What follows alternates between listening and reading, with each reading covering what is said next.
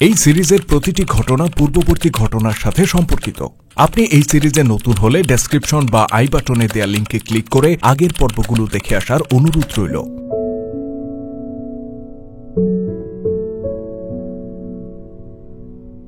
মুসলিম সৈনিকরা বনু কোরাইজার লোকালয়ের নিকটে চলে আসলে সেখানকার নারী ও শিশুরা তুল কালাম অবস্থা সৃষ্টি করে। সবার মাঝেই ছড়িয়ে পড়ে ভীতি ও আতঙ্ক। নারী ও শিশুরা নিজেদের ঘরে পালিয়ে যেতে থাকে। এদিকে যে মুসলিম সৈনিকরা পর্বত শৃঙ্গের দিক থেকে লোকালয়ের দিকে অগ্রসর হতে থাকে, তারা দুজন পুরুষ এবং একজন নারীকে পালিয়ে যেতে দেখে। পলায়নরত পুরুষদের মধ্যে একজন ছিল বৃদ্ধ। ওই বৃদ্ধ পুরুষ এবং তার সাথে থাকা নারীটি তাদের অপর সাথীকে অনেকটা টেনে হেঁচড়ে নিয়ে যাচ্ছিল। সাথে থাকা ওই লোকটি বারবার ঘাড় ফিরিয়ে পেছনে তাকাচ্ছিল এবং সে কোনোভাবেই সামনে যেতে চাচ্ছিল না। এই তিনজন ছিল লাইস ইবনে মোশান, জারিদ এবং ইউহাওয়া। লাইস জারিদের দেমাগের উপর নিজের নিয়ন্ত্রণ প্রতিষ্ঠা করার আপ্রাণ চেষ্টা করছিল, কিন্তু জারিদ এখন তার জন্যই কাল হয়ে দাঁড়ায়। হিপনোটিজম বা দুর্বার আসক্তিতে এ সময় তার দেমাগ তীব্রভাবে আচ্ছন্ন হয়ে পড়ে। সে তাদের সাথে থেকে ছুটে যেতে চায় বারবার। ইউহাওয়া ভালোবাসার টানে তাকে সাথে নিয়ে চলে। তার প্রবল আশঙ্কা ছিল জারিদকে ছেড়ে দিলে সে নির্ঘাত মুসলিমদের হাতে প্রাণ খোয়াবে। অবশ্য লাইসের উদ্দেশ্য ছিল ভিন্ন। সে জারিদকে জোর করে হলেও নিজের সাথে নিয়ে যাওয়ার চেষ্টা করছিল, যেন পরবর্তীতে সুযোগ মতো তাকে আবার রাসূল সাল্লাল্লাহু আলাইহি সাল্লামের হত্যার কাজে ব্যবহার করা যায়।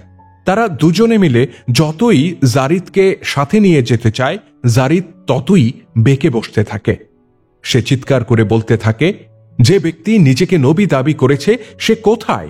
সে তো আমাদেরই লোক, আমি তো তাকে ভালো করেই চিনি, আর আমার হাতেই তার মৃত্যু হবে। আমাকে ছেড়ে দাও, আমি মদিনায় যেতে চাই। একজন মুসলিম তাদের তিনজনকে পালাতে দেখে পেছন থেকে তাদেরকে থামতে বলে। লাইস ও ইউহাওয়া আওয়াজের উদ্দেশ্য লক্ষ্য করে পেছনে তাকায় এবং অবস্থা বেগতিক দেখে ছুটে পালিয়ে যায়। জারিদকে সাথে নিয়ে যাওয়ার মতো সুযোগ তাদের ছিল না। এদিকে জারিদ তলোয়ার কোষমুক্ত করে। সে চিৎকার করে মুসলিম সৈনিকটিকে বলে, মোহাম্মদ কোথায়? সে আমাদেরই বংশের সন্তান, আমি তাকে ভালোভাবেই চিনি, আমি তাকে হত্যা করব, সে নবুয়তের দাবি করেছে। জারিদ আরো বলে, ইউহাওয়া শুধু আমার, ইউহাওয়া হুবল দেবতা আর উজ্জা দেবীর চেয়েও পবিত্র। তোমাদের নবী কোথায়? তাকে আমার সামনে হাজির করো।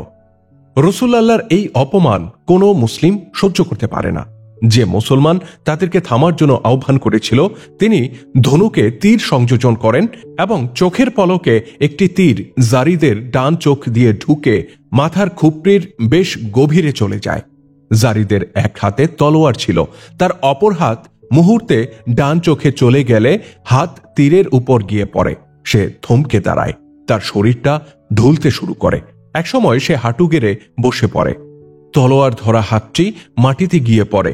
তলোয়ারটির অগ্রভাগ ছিল ঊর্ধ্বমুখী। জারিদ যখন ধপাস করে সামনের দিকে পড়ে, তখন তলোয়ারের অগ্রভাগ তার কণ্ঠদেশে ঢুকে পড়ে। হালকা দাপাদাপি করে চিরদিনের জন্য নিথর হয়ে যায় জারিদ। আহত মদিনার সাহাবী হযরত সাদ বিন মুআজ রাদিয়াল্লাহু তাআলা আনহু কাব ইবনে আসাদের দরজায় গিয়ে কড়া নাড়েন। বনু কুরাইজার দুর্গপতি কাব কোনো খাদেম না পাঠিয়ে নিজেই গিয়ে দরজা খোলে। সাদ রাদিয়াল্লাহু তাআলা আনহু কোনো ধরনের ভূমিকা ছাড়াই বলেন, ওহে বনু কুরাইজার সর্দার, তোমার গোত্রের ছোট বাচ্চারা পর্যন্ত জানে এবং দেখেছে যে তোমাদের বসতি আমরা ঘিরে ফেলেছি। তুমি অস্বীকার করতে পারো যে তুমি ওই অপরাধ করনি যার শাস্তি তোমার গোত্রের সকলে ভোগ করতে যাচ্ছে? চিন্তা করে দেখেছ চুক্তি লঙ্ঘনের পরিণাম কতটা মারাত্মক হতে পারে? কাব পরাজয়ের সুরে বলে, হ্যাঁ, আমি অস্বীকার করছি না, কিন্তু আবু সুফিয়ান আমার দ্বারা যে অপরাধ করাতে চেয়েছিল আমি তো সেটা করিনি।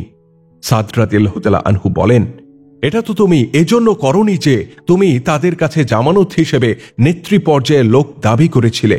এর আগে তুমি আবু সুফিয়ানকে আশ্বস্ত করেছিলে যে মদিনায় যেখানে নারী ও শিশুরা ছিল সেখানে তোমার গোত্র রাতের অন্ধকারে গেরিলা আক্রমণ করবে। একজন গোয়েন্দাও তুমি প্রেরণ করেছিলে পাপিষ্ঠ নরাধম। তুমি ভুলে গিয়েছিলে যে একজন মুসলিম নারীও যদি হুঁশিয়ার থাকে তবে সে ইহুদিদের এই জঘন্য কারসাজি মাত্র একটা লাঠি দিয়েই ব্যর্থ করে দিতে পারে। কাব ইবনে আসাদ পরাজিত কণ্ঠে বলে, আমি জানি নুয়াইম ইবনে মাসুদ তোমাদের এই তথ্য প্রদান করেছে যে আমি তোমাদের সাথে কৃত প্রতিশ্রুতি ভঙ্গ করেছি।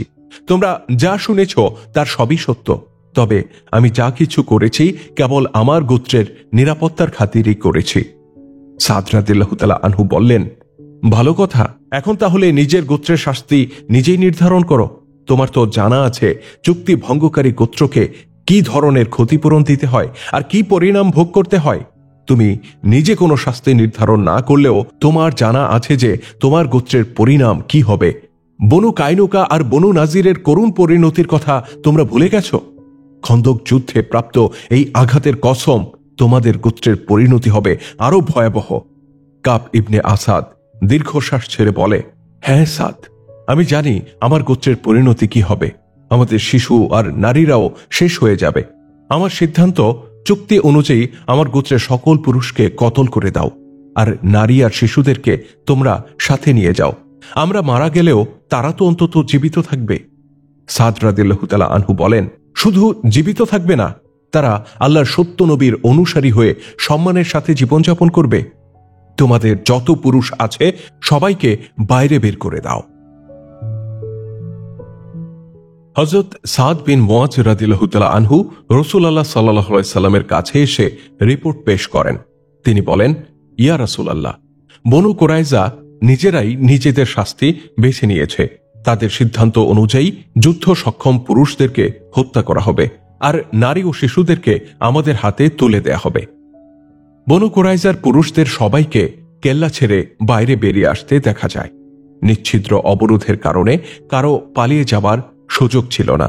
ঐতিহাসিকরা লিখেছেন, ইহুদিবাদের ইতিহাস ব্যাপক নৈরাজ্য, অনর্থ আর চুক্তি লঙ্ঘনের ইতিহাস।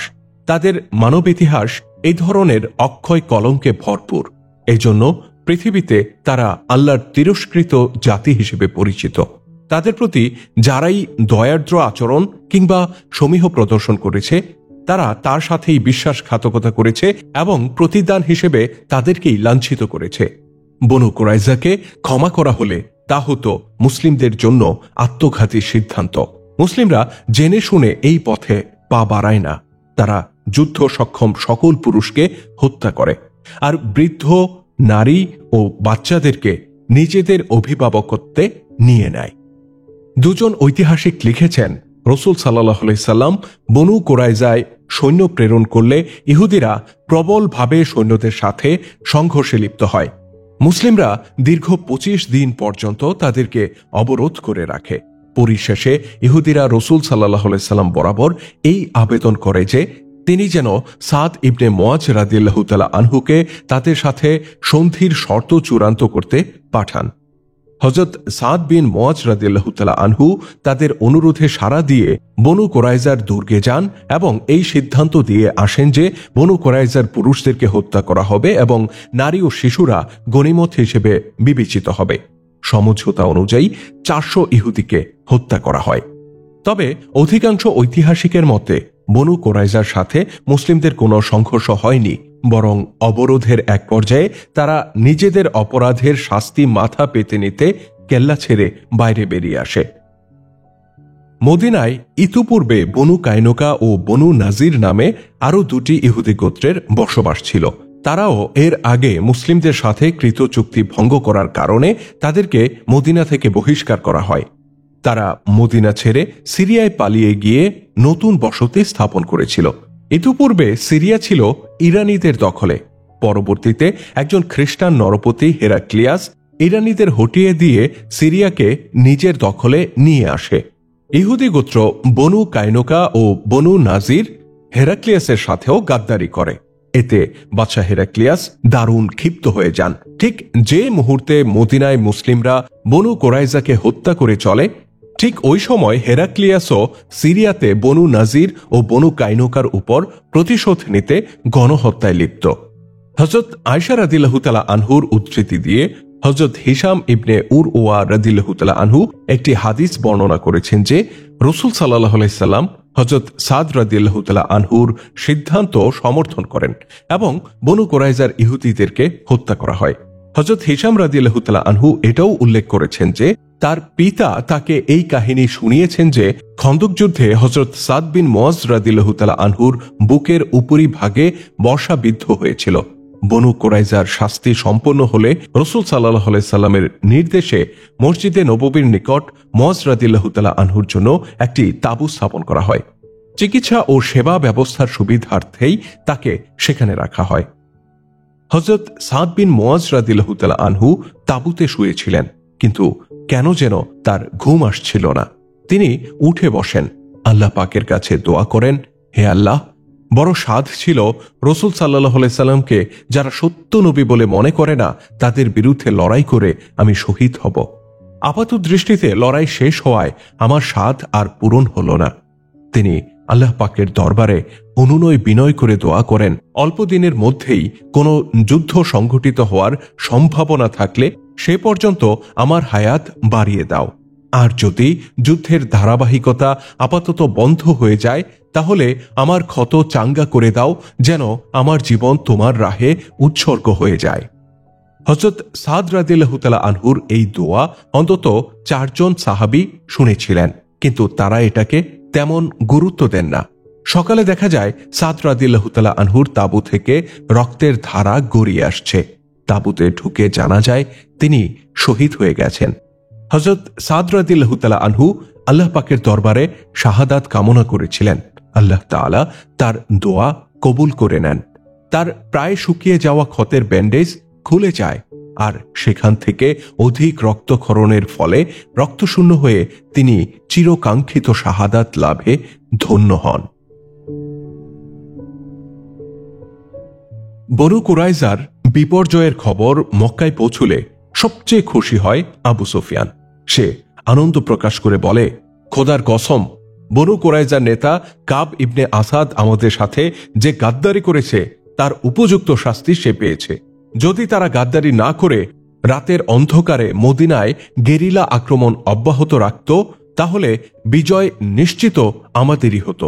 সহযোগিতার পুরস্কার স্বরূপ মৃত্যু নয়, আমরা তাদেরকে গনিমতের মাল দিতাম।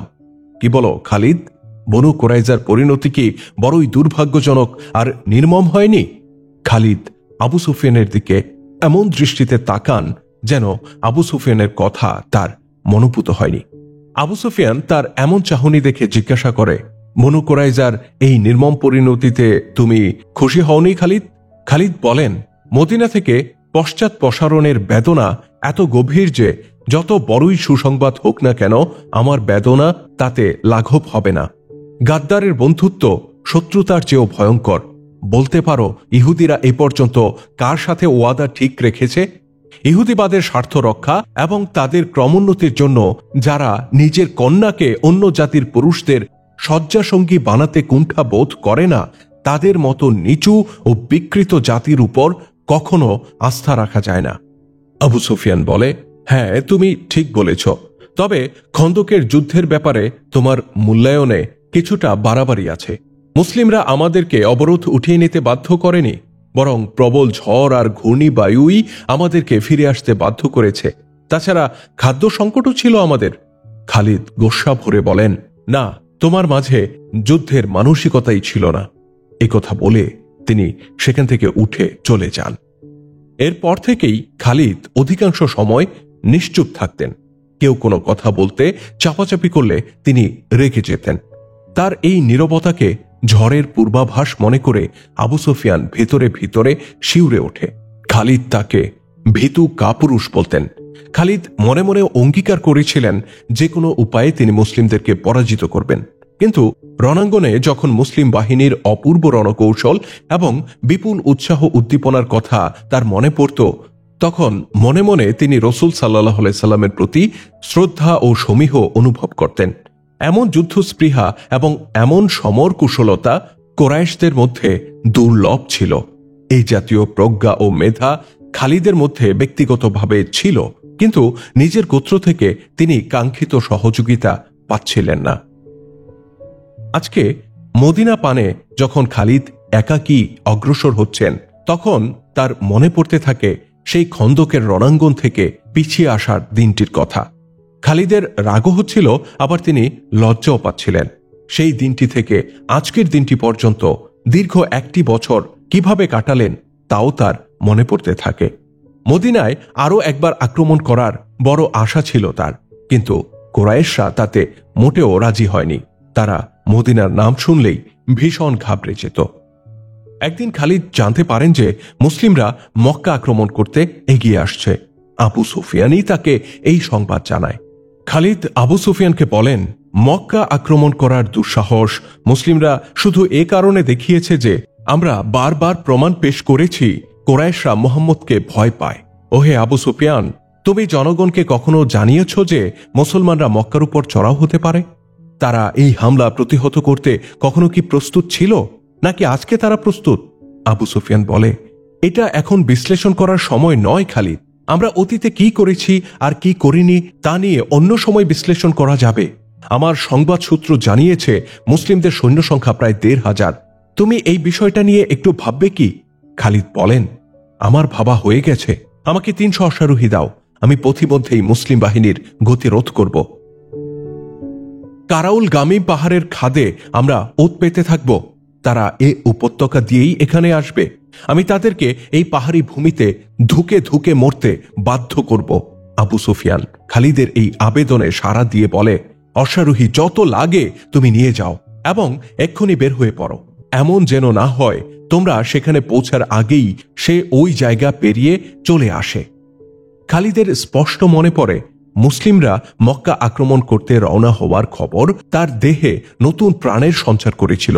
তিনি ওই দিনই 300 অশ্বারোহীর একটি বাহিনী গঠন করে ফেলেন। মুসলিমদের সংখ্যা 1400 ছিল, আর তাদের অধিকাংশই ছিল পদাতিক। 300 অশ্বারোহীর নেতৃত্ব নিজের হাতে থাকায় খালিদ সেদিন খুব উৎফুল্ল ও হাস্যোজ্জ্বল ছিলেন। এবার তিনি স্বয়ং সম্পূর্ণ, কারো আনুগত্য করতে তিনি এবার বাধ্য নন। আবু সুফিয়ানও তার মাথার উপর সওয়ার নয়। যে কোনো মুহূর্তে উপযুক্ত যে কোনো সিদ্ধান্ত নেয়ার পূর্ণ অধিকার এবার খালিদের রয়েছে। সুতরাং মুসলিমদের চূড়ান্ত পরাজয়ের ব্যাপারে এবার তিনি নিশ্চিত ছিলেন, আর এই উদ্দেশ্যেই তিনি মক্কা থেকে রওনা হয়ে যান। দীর্ঘ 1 বছর পর খালিদ আজকে মদিনার পথে। নিজের পরিমিত বিশ্রাম এবং ঘোড়াটিকে যথাসময়ে পানি পান করিয়ে তিনি এগিয়ে চলছিলেন। ঘোড়াটিকে তিনি ক্লান্ত হতে দেন না। মক্কা থেকেই ঘোড়াটি আরামের সাথে পথ পাড়ি দিতে থাকে। খালিদ ছিলেন অত্যন্ত দৃঢ় ব্যক্তিত্ব সম্পন্ন লোক। তার দেমাগে আকাঙ্ক্ষা ছিল কম, কিন্তু ইচ্ছা ছিল বেশি। দেমাগের উপর সর্বদা তার কড়া নিয়ন্ত্রণ ছিল, কিন্তু মদিনার পথে এসে দেমাগ তার উপর সওয়ার হয়ে যায়।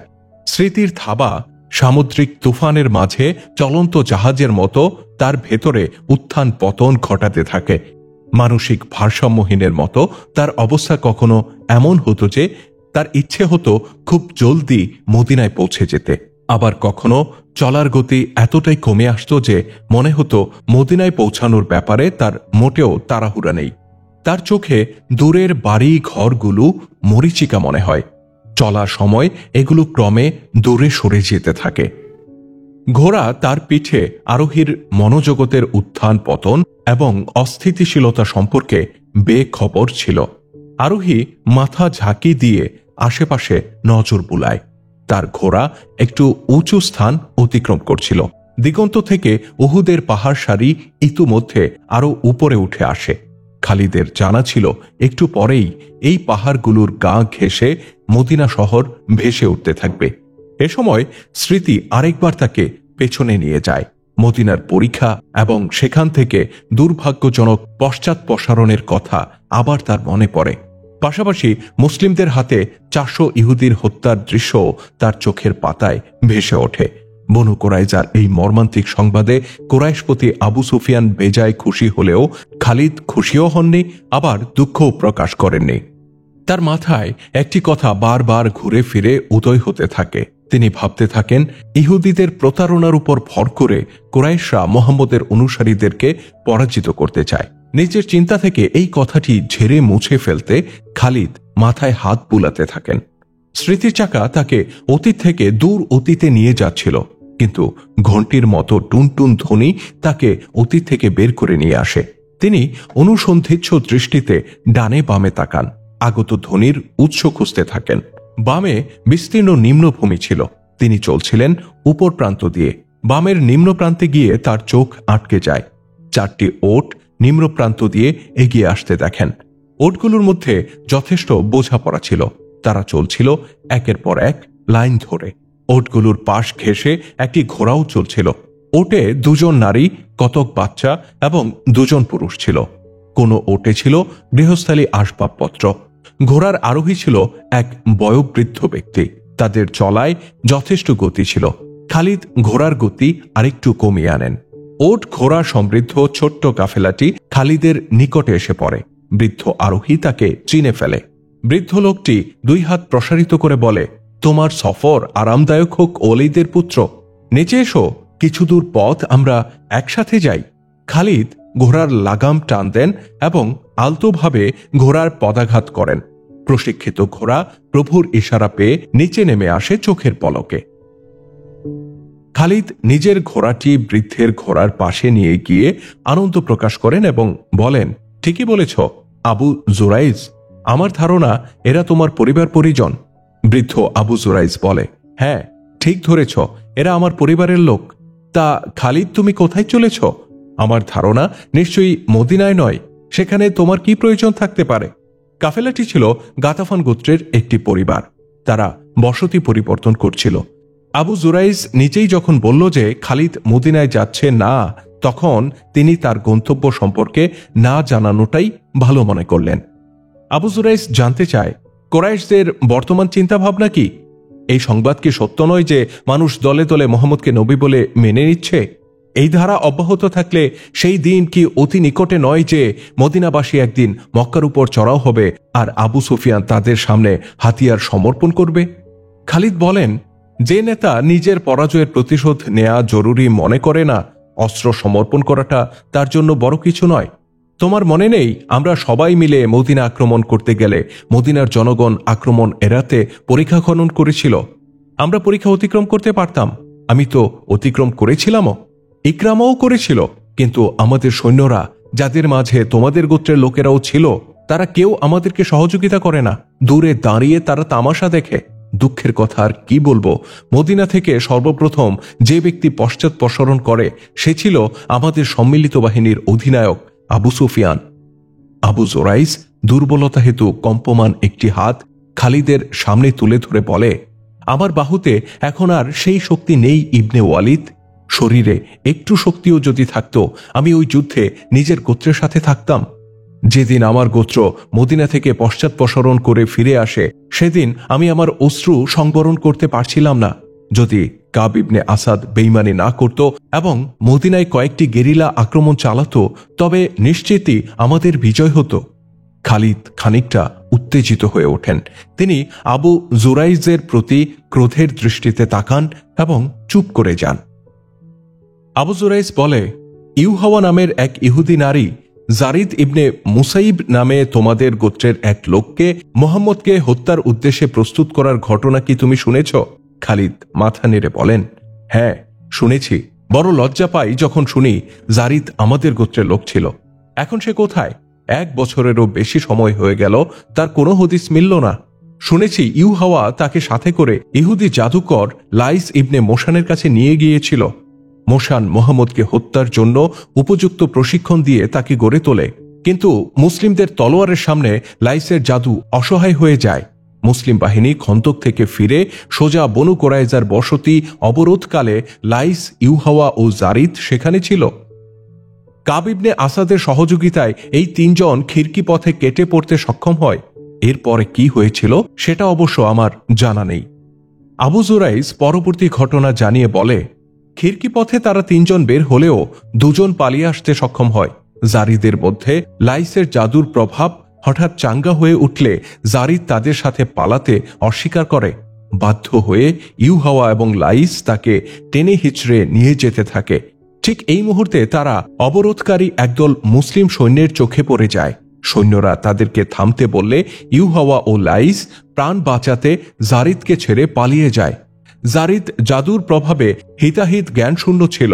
সে মুসলিম সৈন্যদের আওয়াজ পেয়ে তলোয়ার কোষমুক্ত করে তাদের উদ্দেশ্যে রওনা হয়। জারিদ অগ্রসর হতে হতে মোহাম্মদের নামে ধৃষ্টতাপূর্ণ উক্তি এবং তাকে হত্যার সংকল্প ব্যক্ত করে। এতে অবরোধকারী সৈন্যরা তীর ছুঁড়ে মারে এবং সেই তীরের আঘাতেই জারিদ মারা যায়। একটু দম ফেলে আবু জুরাইজ আবার বলে, লাইস এবং ইউহাওয়া জীবন নিয়ে পালাতে সক্ষম হলেও এখন তার মধ্যে মাত্র একজন জীবিত আছে, আর সেটা হলো লাইস। শুধুমাত্র লাইস ইবনে মোশানি বেঁচে আছে। খালিদ গভীর উৎকণ্ঠা নিয়ে জানতে চান, আর ইউহাওয়া, তার কি হয়েছে? সে এখন কোথায়? আবু জুরাইজ বলে, সে এখন প্রেতাত্মায় পরিণত হয়েছে। সে এক দীর্ঘ কাহিনী, এক মর্মান্তিক ঘটনা। তুমি শুনতে চাইলে আমি খুলে বলতে পারি। ইউহাওয়াকে তুমি ভালো করেই চেনো, সে মক্কাতেই থাকতো। যদি বলো যে তাকে দেখে তোমার অন্তরে কখনো আলোড়ন সৃষ্টি হয়নি এবং তোমার মাঝে উষ্ণ শিহরণ জাগেনি, তাহলে আমি বলবো তুমি মিথ্যা বলছো। খালিদ, তোমাকে তো কেউ জানায়নি কেন গাতাফানরা কোরাইশদের পাশে গিয়ে দাঁড়িয়েছিল। অন্যান্য গোত্রের নেতারাও কিভাবে আবু সুফিয়ানকে শীর্ষ নেতা হিসেবে বরণ করে নিল। এটা ইউহাওয়া এবং তার মতো আরো 4 জন ইহুদি নারীর কারসাজি ছিল। তাদের জাদু বলেই এই অসম্ভব সম্ভব হয়েছিল। ঘোড়া এবং উটগুলো নিজস্ব গতিতে চলছিল। ওটের গলায় ঝোলানো ঘণ্টা আবু জুরাইজের বাক ভঙ্গির সাথে তাল মিলিয়ে জলতরঙ্গের মতো মনোমুগ্ধকর মিউজিক সৃষ্টি করে চলছিল। খালিদ গভীর মনোযোগ দিয়ে শুনছিলেন প্রতিটি কথা। আবু জুরাইজ ইউহাওয়ার ঘটনা বলতে শুরু করে। জারিদ ইবনে মুসাইব ইউহাওয়ার প্রেম ডোরে বন্দী হয়ে গিয়েছিল। তুমি হয়তো জানো না ইবনে ওয়ালিদ, ইউহাওয়া জারিদকে নিজের জাদুতে বন্দী করে সাথে নিয়ে গিয়েছিল। আমি লাইস ইবনে মোশানকে চিনি। যুবক বয়সে আমাদের মাঝে গভীর বন্ধুত্ব ও ঘনিষ্ঠতা ছিল। জাদুগিরি এবং নজরবন্দি তার পিতার বিশেষ জ্ঞান ছিল। তার পিতাই তাকে এই বিদ্যা উত্তরাধিকার সূত্রে দিয়ে যায়। তুমি আমার কথা শুনছো তো ওয়ালিদের পুত্র, নাকি বিরক্ত হচ্ছ? কথা বলা ছাড়া এখন আমার অবশ্য কিছুই করার শক্তি নেই। খালিদ হেসে উঠে বলেন, শুনছি আবু জুরাইজ, মনোযোগ দিয়েই শুনছি তোমার কথা। আবু জুরাইজ গোড়া থেকে আবার শুরু করে, এটা তো তোমার জানা আছে যে মুসলমানদের পরীক্ষা এবং প্রাকৃতিক ঘূর্ণিঝড়ে আমাদের সৈন্যরা মদিনার অবরোধ তুলে নিয়ে যখন পিছু হটতে বাধ্য হলো, তার পরপরই যখন মোহাম্মদ কালক্ষেপণ না করে বনু কোরাইজার কেল্লা অবরোধ করল, ওই সময়কার কথা তোমার তো মনে আছে। তখন লাইস ইবনে মোশান, ইউহাওয়া এবং জারিদ বনু কোরাইজার কেল্লার মধ্যে ছিল। অবরোধের কথা জানতে পেরে তারা সুড়ঙ্গ পথে বাইরে বেরিয়ে যেতে সক্ষম হয়, কিন্তু পথিমধ্যে জনৈক মুসলিম সৈন্যের চোখে পড়ে যাওয়ায় নিজেদের প্রাণ বাঁচাতে তারা জারিদকে ফেলে পালিয়ে যায়। এই পর্যন্ত ঘটনা তোমার জানা আছে। এর পরের ঘটনা হলো, উহুদ পাহাড়ের মধ্যবর্তী যে বসতি ও লোকালয় রয়েছে, তারা এক রাতে সেখানে কোনো একজন মহিলার চিৎকার শুনতে পায়। তৎক্ষণাৎ বাহাদুর প্রকৃতির 3-4 জন লোক ঘোড়ায় চেপে তলোয়ার বর্ষা নিয়ে দ্রুত ছুটে আসে, কিন্তু বহু খোঁজাখুঁজির পরেও কোনো নারীর দেখা তারা পায় না এবং চিৎকারও থেমে যায়। তারা এদিক ওদিক ঘুরে ফিরে নিজের ঘরে ফিরে যায়। খালিদ বলেন, এই চিৎকার তো মরুভূমির কোনো শিয়াল বা বাঘেরও হতে পারে। আবু জুরাইজ বলে, বাঘ এবং নারীর চিৎকারের মাঝে পার্থক্য আছে। লোকজন এটাকে কোনো মজলুম নারীর আর্তচিৎকার মনে করছিল। তারা শেষমেশ এই ভেবে চুপ হয়ে যায় যে হয়তো ডাকাত দল কোনো নারীকে অপহরণ করে নিয়ে গিয়ে থাকবে, অথবা সে কোনো জালেম স্বামীর স্ত্রী হবে। সফরে যাবার সময় স্বামীর স্ত্রী সইতে না পেরে এমন চিৎকার সে করে উঠতে পারে। কিন্তু এই একই চিৎকার পরের রাতে আরেক এলাকার নিকট শোনা যায়। সেখানকার কয়েকজন লোকও চিৎকার শুনে ছুটে যায়, কিন্তু তাদের নজরেও কিছুই পড়ে না। এরপর তৃতীয় এবং চতুর্থ রাতেও থেকে থেকে এমনি নারী চিৎকার শোনা যেত এবং রাতের নিস্তব্ধতার মাঝে একসময় খান খান হয়ে হারিয়ে যেত। পরবর্তীতে আর্তচিৎকারের সাথে সাথে ওই নারীর একটা করুণ আহ্বানও ভেসে আসত। করুণ কণ্ঠে নারীটি চিৎকার করে বলতো, জারিদ, তুমি কোথায়? এসো প্রিয়, আমি তোমার অপেক্ষায়। সেখানকার লোকেরা জারিদ নামে কাউকে চিনত না। এলাকার প্রধান লোকেরা মন্তব্য করে যে এটা কোনো পুরুষের প্রেতাত্মা হবে যা নারী রূপে চিৎকার করে ফিরছে। আবু জুরাইজের এই ঘটনা বিবৃত করার ভঙ্গিতে দারুণ প্রভাব ছিল। কোনো ঘটনা বর্ণনা করার ব্যাপারে আবু জুরাইজের কোনো জুরি ছিল না। যে কোনো শ্রোতাকে সে সহজেই প্রভাবিত করতে পারত, কিন্তু খালিদের চেহারায় কোনো প্রতিক্রিয়া দেখা যায় না। অবশ্য গাতাফান গোত্রীয় এই বৃদ্ধ লোকটির কথা খালিদের মাঝে গভীর প্রভাব ফেলছিল। আবু জুরাইজ ঘটনার বিবৃতি চালিয়ে যায়। সে জানায়, লোকজন এক পর্যায়ে ওই রাস্তা দিয়ে চলাচল ছেড়ে দেয় যেখান থেকে ওই চিৎকার প্রায়ই শোনা যেত। একদিন ঘটে যায় এক আশ্চর্য ঘটনা। দীর্ঘ সফররত দুই ঘোড় সওয়ার দ্রুত ঘোড়া ছুটিয়ে এক লোকালয়ে হন্ততন্ত হয়ে পৌঁছে। ঘোড়ার শরীর ফুরে এমনভাবে ঘাম বের হয় যেন সদ্য পানির ভেতর থেকে তারা উঠে এসেছে। আরোহীদ্বয় যেমন ভীত সন্ত্রস্ত ছিল, ঠিক তেমনি তারা ঠকঠক করে কাঁপছিল। তারা স্বাভাবিক হয়ে জানায়, এক উপত্যকার মাঝ দিয়ে গমনকালে তারা এক নারী কণ্ঠের আর্তচিৎকার পায়, জারিদ, দাঁড়াও, আমি আসছি। অশ্বারোহীদ্বয় আওয়াজ যেখান থেকে আসছিল সেদিকে দৃষ্টি নিক্ষেপ করে। একটি পাহাড় চূড়ায় এক মহিলা দাঁড়িয়ে তাদেরকে লক্ষ্য করে এভাবে কথা বলছিল। দূর থেকে তাকে যুবতী মনে হচ্ছিল। সে পাহাড় থেকে তাদের উদ্দেশ্যে নিচে নামতে থাকলে অশ্বারোহীদ্বয় ভয়ে ঘোড়া ঊর্ধ্বশ্বাসে ছুটিয়ে দেয়। সম্মুখের মরু প্রান্তরটি ছিল আঁকাবাঁকা। অশ্বারোহীদ্বয় মরুচক্রের শিকার হয়। ৩-৪ বার একই স্থানে চক্কর দিয়ে তারা ফিরে আসে। ভয়ে তারা খেই হারিয়ে ফেলেছিল।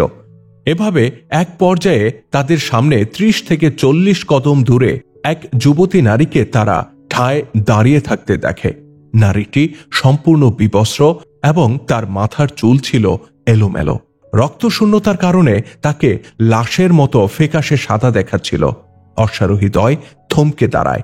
নারীটি ২ হাত প্রসারিত করে সম্মুখ পানে দৌড় দেয় এবং বলে, দীর্ঘদিন ধরে আমি তোমাদের দুজনের অপেক্ষায় প্রহর গুনছি।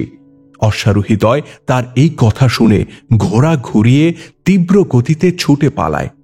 বৃদ্ধ আবু জুরাইজ এই পর্যন্ত বলে চুপ করে থাকে এবং খালিদের প্রতিক্রিয়া বোঝার চেষ্টা করে। খালিদকে আনমনা দেখে সে তার হাত খালিদের রানের উপর রেখে বলে, ওহে ওয়ালিদের পুত্র, আমি দেখছি তোমার কাছে কোনো খাবার নেই। তুমি চাইলে আমার কাছ থেকে প্রয়োজনীয় আহার গ্রহণ করতে পারো এবং বিশ্রামও নিতে পারো।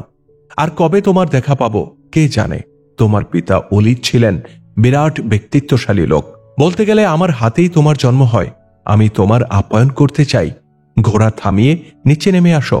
অতঃপর কাফেলাটি সেখানে থেমে যায় এবং যাত্রা বিরতি করে।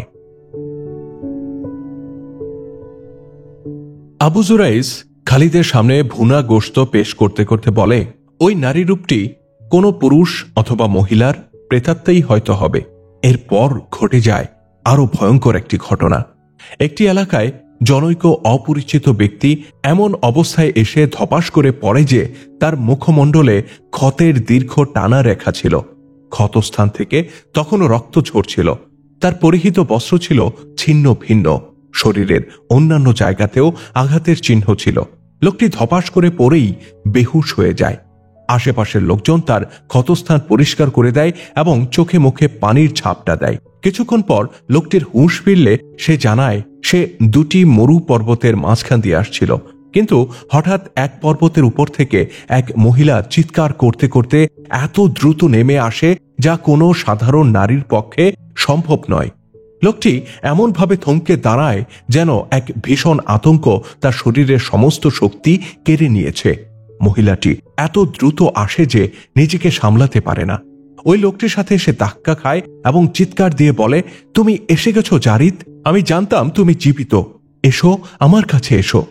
লোকটি তাকে জানায় সে জারিদ নয়, কিন্তু মহিলাটি তার কথায় পাত্তা না দিয়ে তার হাত বাহুবদ্ধ করে রীতিমতো টানা হেঁচড়া শুরু করে এবং চিৎকার করে বলতে থাকে, তুমিই জারিদ, আমার জারিদ। লোকটি তার বাহুবন্ধন থেকে মুক্তির জন্য তাকে ধাক্কা দেয়। মহিলাটি পড়ে গিয়ে আবার উঠে দাঁড়ায়। লোকটি তাকে কোনো পাগলিনী মনে করে সেখানে দাঁড়িয়ে থাকে। এবার মহিলাটি তার দিকে এমন ভাবে অগ্রসর হয় যে তার দাঁত বাঘের মতো বাইরে বের করা ছিল এবং সে হাত এমন ভাবে সামনে মেলে রাখে যে তার আঙ্গুলগুলো হিংস্র পশুর পাঞ্জার মতো বাঁকা হয়ে গিয়েছিল। লোকটি মহিলাটির এই ভয়ঙ্কর রূপ দেখে ভয় পেয়ে উল্টো পায়ে পিছু হটতে থাকে। আচমকা এক পাথরে হোঁচট খেয়ে মাটির দিকে পিঠ করে সে পড়ে যায়। মহিলাটি তাকে উঠে দাঁড়ানোর সুযোগ না দিয়ে তার উপর ঝাঁপিয়ে পড়ে এবং বাঘ যেমন শিকারকে পাঞ্জার মধ্যে নিয়ে নেয়, সেও তার পাঞ্জা ওই লোকটির চেহারার উপর রেখে নখ দিয়ে নির্দয়ভাবে গভীর আঁচড় কাটতে থাকে। লোকটি মহিলাকে ধাক্কা দিয়ে সরিয়ে নিজের শরীরকে তার নিচ থেকে বের করে আনে, কিন্তু মহিলাটির লম্বা লম্বা নখগুলো লোকটির পার্শ্বদেশে থাবা বসায়, পরিহিত জামা কাপড় ছিন্ন ভিন্ন করে দেয়। তার শরীরের চামড়াও মারাত্মকভাবে জখম হয়। আহত লোকটি আরও জানায়, মহিলার চোখ এবং মুখ থেকে আগুনের শিখা বের হওয়ার মতো মনে হচ্ছিল। এই পশুসুলভ আচরণে লোকটি তাকে মানুষরূপ হিংস্র জন্তু মনে করে। লোকটির কাছে খঞ্জর ছিল, কিন্তু তার অনুভূতি এমনভাবে হারিয়ে যায় যে সে খঞ্জর বের করার কথাও ভুলে যায়। দস্তাদস্তির এক পর্যায়ে মহিলাটির চুল তার হাতের নাগালের মধ্যে এসে যায়। সে চুল মুঠুর মধ্যে নিয়ে এমন জোরে ঝাঁকি দেয় যে মহিলাটি মুখ থুবড়ে মাটিতে পড়ে যায়। এই সুযোগে লোকটি পরিমরি করে ছুট দেয়। পেছন থেকে ওই মহিলার চিৎকার তার কানে ভেসে আসতে থাকে। সে ভয়ে পেছনে ফেরে না, রুদ্ধশ্বাসে সম্মুখ পানে সে দৌড়াতে থাকে। সে মোটেও বলতে পারে না যে কিভাবে সে এই লোকালয়ে এসে পৌঁছল। চেহারার ক্ষতের কারণে সে বেহুশ হয় না, বরং তার মধ্যে যে চরম আতঙ্ক তৈরি হয়েছিল সেটাই তার হুঁশ কেড়ে নেয়। এই ঘটনার কিছুদিন পর দুজন মুসাফির জানায় তারা রাস্তায় এক ব্যক্তির লাশ পড়ে থাকতে দেখেছে। লাশের অবস্থা ছিল এরকম, মনে হচ্ছিল কোনো হিংস্র প্রাণীর শিকারে সে মারা গিয়েছে। মুসাফিররা আরও জানায়, মৃতের বস্ত্র ছিন্ন ভিন্ন ছিল এবং সারা শরীরে নখের আঁচড় ছিল। মহিলাটি যেখানে থাকত বলে জানা যায় তার ধারে কাছে একটা ছোট্ট বসতি ছিল। এই ভয়ানক প্রেতাত্মার ভয়ে সেখানকার লোকজন ওই জায়গা থেকে বসতি স্থানান্তর করার সিদ্ধান্ত নিয়েছিল, কিন্তু ইতিমধ্যে সেখানে লাইস ইবনে মোশান পৌঁছে যায়। কিভাবে যেন সে জানতে পারে যে এই এলাকায় একজন মহিলা জারিদ জারিদ বলে চিৎকার করে। এই সংবাদ কিভাবে যেন তার কাছে পৌঁছে যায়। আবু জুরাইজ অবশিষ্ট কাহিনী এভাবে বর্ণনা করে, ওই প্রেতাত্মা সম্পর্কে তার ভীষণ কৌতূহল ও আগ্রহ ছিল। লাইস ইবনে মোশানও ছিল তার পরিচিত। যখন সে জানতে পারে যে এই ইহুদি জাদুকর প্রেতাত্মার ঘটনাস্থলে গিয়েছে, তখন সেও ঘোড়ায় চড়ে সেখানে গিয়ে পৌঁছে। বৃদ্ধ লাইস দাঁড়িয়ে হাত প্রসারিত করতে করতে বলে, ওহে আবু জুরাইজ, তুমি এখানে কিভাবে এলে? আবু জুরাইজ তার বাহুবন্ধনে আবদ্ধ হতে হতে বলে, আমি এই খবর শুনে এসেছি যে তুমি ওই প্রেতাত্মাকে কাবু করতে এখানে এসেছ। আমি যা শুনেছি তাকে সত্য যে এটা প্রেতাত্মা হোক বা অন্য কিছু হোক, 2-3 জন লোককে সে মারাত্মকভাবে আহত করেছে। লাইস ইবনে মোশান অত্যন্ত দুঃখ ও ভারাক্রান্ত আওয়াজে বলে, সে প্রেতাত্মা নয় প্রিয় দোস্ত, সে খোদার খাঁটি প্রেমিক এক যুবতী। সে নিজের যৌবন, রূপ এবং জীবন ইহুদিদের স্বার্থে ওয়াকফ করে দিয়েছিল। হতভাগিনীর নাম ইউহাওয়া। আবু জুরাইজ বলে, আমি মক্কায় তাকে দেখেছি কয়েকবার, তার কিছু সত্য মিথ্যা ঘটনাও শুনেছি। এর মধ্যে এটাও রয়েছে যে সে জারিদ নামে একজন কোরাইশকে তোমার কাছে নিয়ে গিয়ে মোহাম্মদকে হত্যার জন্য প্রস্তুত করেছিল। আর আমি এটাও শুনেছি যে তুমি এবং ইউহাওয়া মুসলিমদের অবরোধ থেকে পালিয়ে গিয়েছিলে আর জারিদ পেছনে রয়ে গিয়েছিল। যদি ইউহাওয়া জীবিত থাকে এবং প্রেতাত্মা না হয়ে থাকে, তবে তার এই দুর্গতি কিভাবে হলো? লাইস ইবনে মোশান বলে, সে নিজের সবকিছু খোদার নামে উৎসর্গ করে রেখেছিল, কিন্তু তারপরেও তো সে একজন মানুষ। তার শরীরে ছিল ভরা যৌবন। সে যৌবনের তুফানের কাছে হেরে যায়। তার হৃদয়ে জারিদের প্রেম বাসা বাঁধে। আমার জাদু মন্ত্রের প্রভাব জারিদের উপর যতটুকু ছিল, ইউহাওয়ার আন্তরিক ভালোবাসার প্রতিক্রিয়াও ঠিক ততটুকুই ছিল। আবু জুরাইজ বলে, হ্যাঁ বুঝেছি, জারিদের মৃত্যু তাকে পাগল করে তুলেছে। তোমার জাদুবিদ্যা আর শাস্ত্রীয় জ্ঞান কি এই নারীর উপর প্রয়োগ করা যায় না? লাইস ইবনে মোশান দীর্ঘশ্বাস ছাড়ে এবং শূন্য দৃষ্টিতে আবু জুরাইজের 2 কাঁধে 2 হাত রেখে ঝুঁকে তাকায় এবং কিছুক্ষণ চুপ থেকে বলে, আমার জাদু তার কাছে ফেল করেছে। সে এমনকি আমাকেও ছিঁড়ে খেতে চেয়েছিল এবং আমার উপরেও ঝাঁপিয়ে পড়েছিল। আমার জাদু ঠিকই কাজ করত যদি আমি তার চোখে চোখ রাখতে পারতাম এবং আমার হাত ক্ষণিকের জন্য হলেও তার মাথার উপর রাখতে পারতাম। আবু জুরাইজ বলে, আমি যতটুকু বুঝতে পারছি সে অনেক আগে থেকেই জারিদের প্রেমে পাগল ছিল। ফলে তোমার কারণে জারিদকে হারিয়ে সে তোমাকে শত্রু বলে মনে করছে। লাইস ইবনে মোশান বলে, হ্যাঁ, আমাকে শত্রু ভাবার তার একমাত্র কারণ হলো আমি জারিদকে আমাদের সাথে না নিয়ে এসে মুসলিমদের দয়ার উপর ছেড়ে এসেছিলাম। আমি তাকে সাথে আনতে পারতাম, কিন্তু সে আমার তেলেসমাতির প্রতিক্রিয়ায় এতটাই প্রভাবিত হয়ে পড়েছিল যে তাকে জোর করে আনতে গেলে আমার কিংবা ইউহাওয়ার মৃত্যুর সম্ভাবনা ছিল।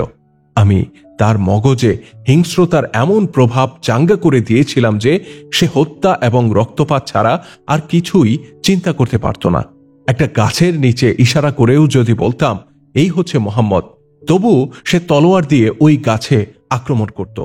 তাকে ছেড়ে যাওয়ার পেছনেও আমার এই আশা ছিল যে হয়তো সে কোনো রকমে মোহাম্মদ পর্যন্ত পৌঁছে তাকে হত্যা করতে সক্ষম হবে, কিন্তু দুর্ভাগ্যক্রমে সে নিজেই নিহত হয়।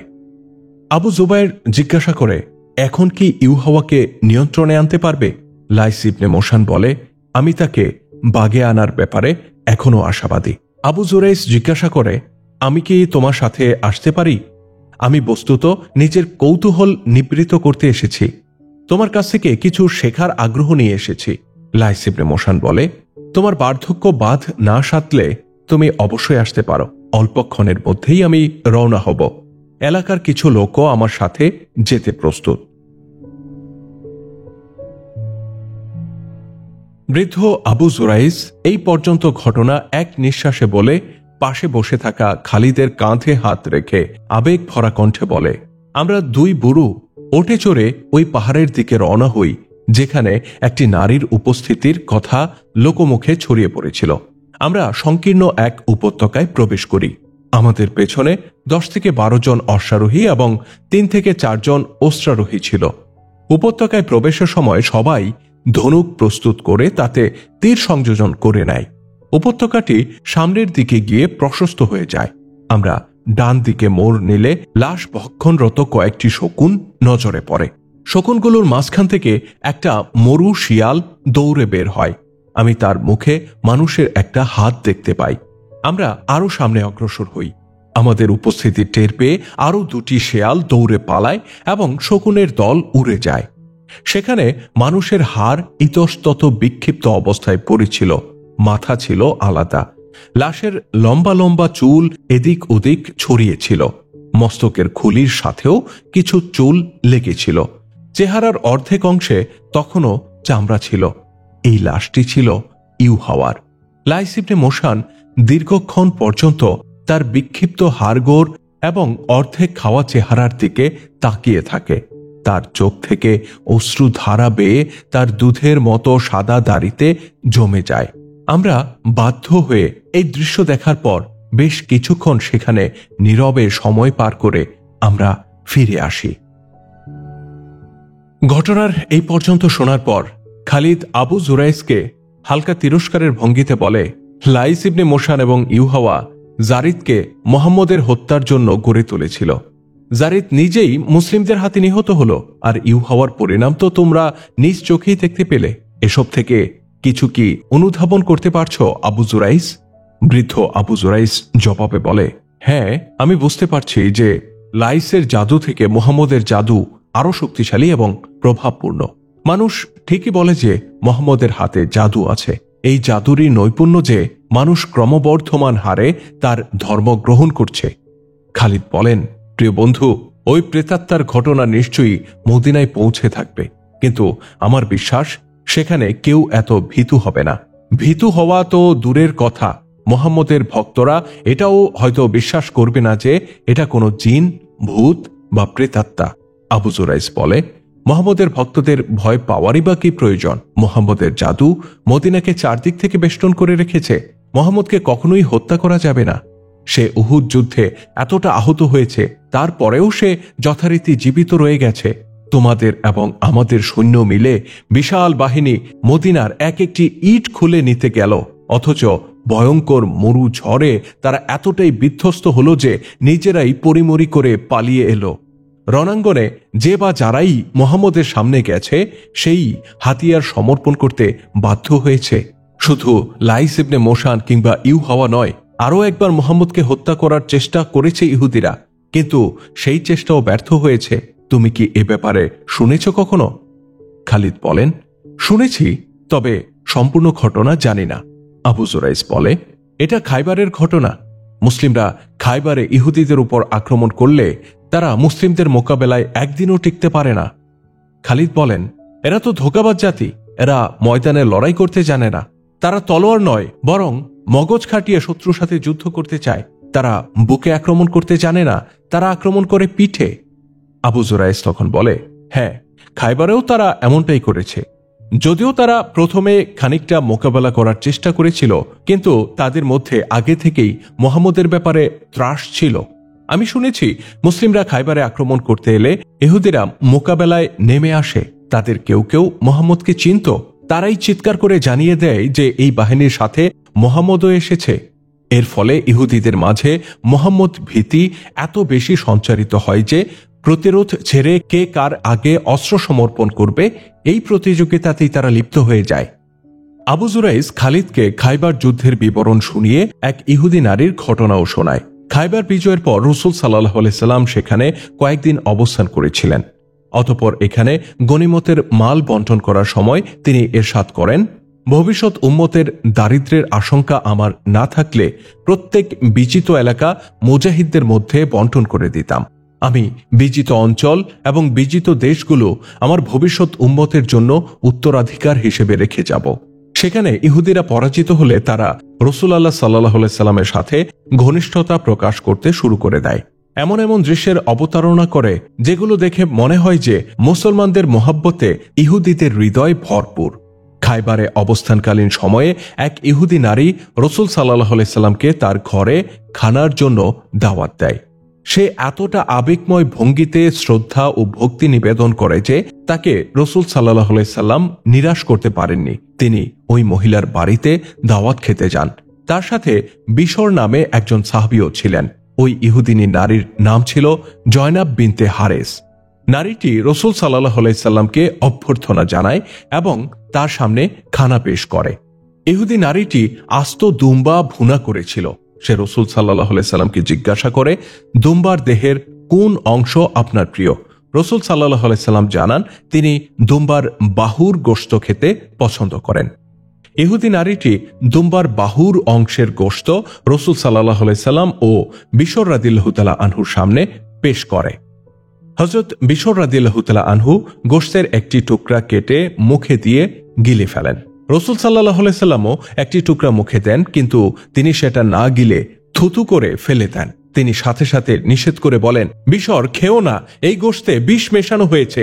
কিন্তু ততক্ষণে বিশর রাদিয়াল্লাহু তাআলা আনহু এক টুকরা গোশত গিলে ফেলেছেন, আর ততক্ষণে ওই গোশতের সাথে বিষও তার পেটে চলে গিয়েছে। রাসূল সাল্লাল্লাহু আলাইহি সাল্লাম চিৎকার করে বলেন, ওহে ইহুদি নারী, আমার কথা কি সত্য নয় যে তুমি এই গোশতে বিষ মিশিয়েছ? ইহুদি নারীর পক্ষে এটা অস্বীকার করা সম্ভব হয় না। তার অপরাধের প্রমাণ সামনে এসে যায়। বিশর রাদিয়াল্লাহু তাআলা আনহু গলায় হাত দিয়ে উঠে দাঁড়ান এবং সাথে সাথেই তিনি মাথা ঘুরে পড়ে যান। বিষ এত তীব্র ছিল যে তিনি আর উঠতে পারেন না। বিষের যন্ত্রণায় ছটফট করতে করতে তিনি তখনই মারা যান। ইহুদি নারীটি গর্বের সাথে স্বীকার করে বলে, হে মুহাম্মদ, শুনে রাখো, খোদার কসম, এটা আমার দায়িত্ব ছিল। আমি নিজের দায়িত্ব পালন করেছি মাত্র। রাসূল সাল্লাল্লাহু আলাইহি সাল্লাম ওই ইহুদি নারী ও তার স্বামীকে কতলের নির্দেশ দেন। খাইবারে ইহুদিদের সাথে তিনি যে সহানুভূতিমূলক আচার আচরণ এবং ব্যবহার করতে চেয়েছিলেন, এই ইহুদি নারীর জঘন্য মনোবৃত্তির কারণে তিনি তা পরিবর্তন করেন। আবু জুরাইসকে উদ্দেশ্য করে খালিদ বলেন, মুহাম্মদকে হত্যা করা কারো পক্ষে সম্ভব নয়। আবু জুরাইস বলে, সেটা কতদিন? তার জাদু আর কতদিনই বা চলবে? একদিন না একদিন তাকে হত্যার শিকার হতেই হবে।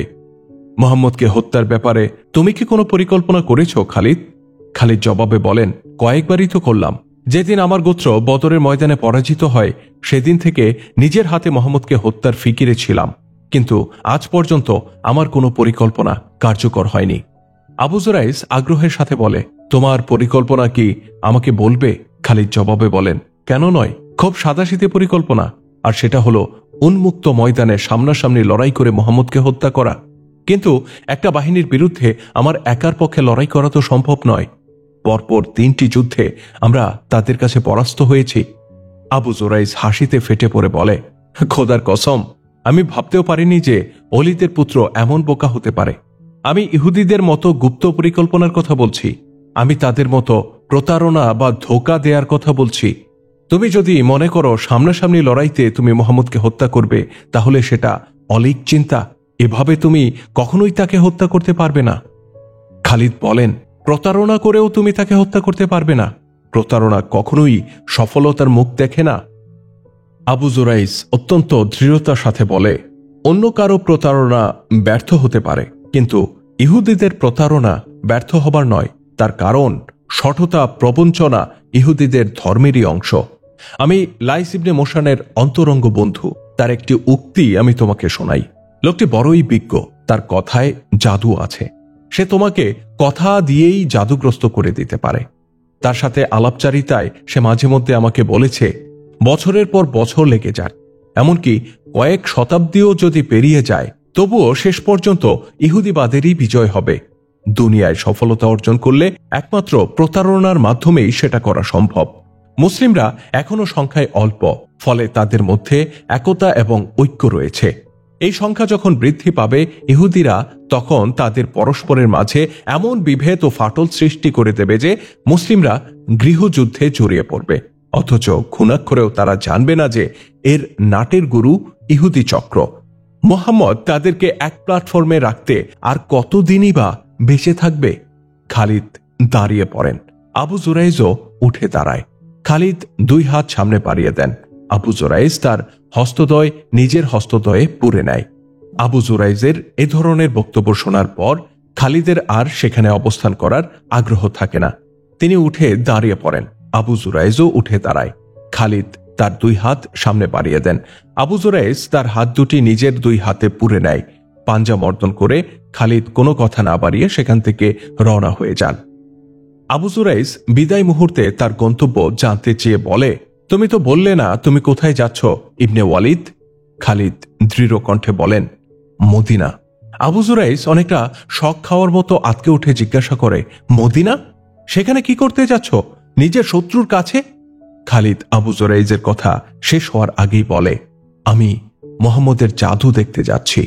এ কথা বলেই তিনি ঘোড়া ছুটিয়ে দেন।